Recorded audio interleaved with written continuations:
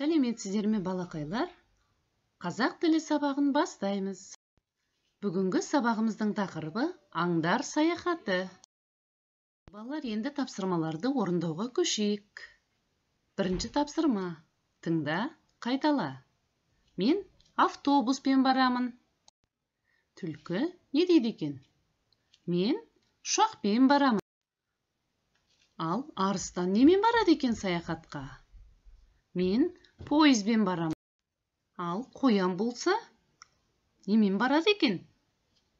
Мен машинемен барамын. Аю саяхатқа немен барады? Мен жаяу барамын. Екінші тапсырма, сәйкестендір.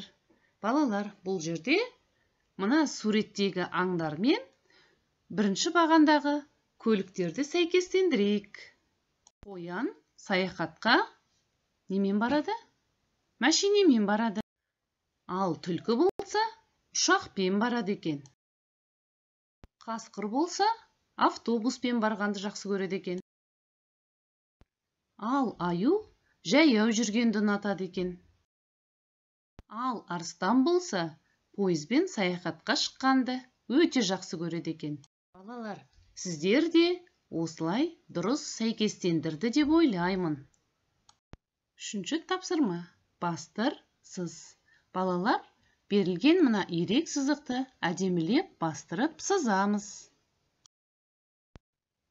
Ал балалар, қолымыз шаршап қалған шығар. Қанекей, сергіту сәтін ұйымдастырайық. Оң қолымда 5 саусақ, сол қолымда 5 саусақ.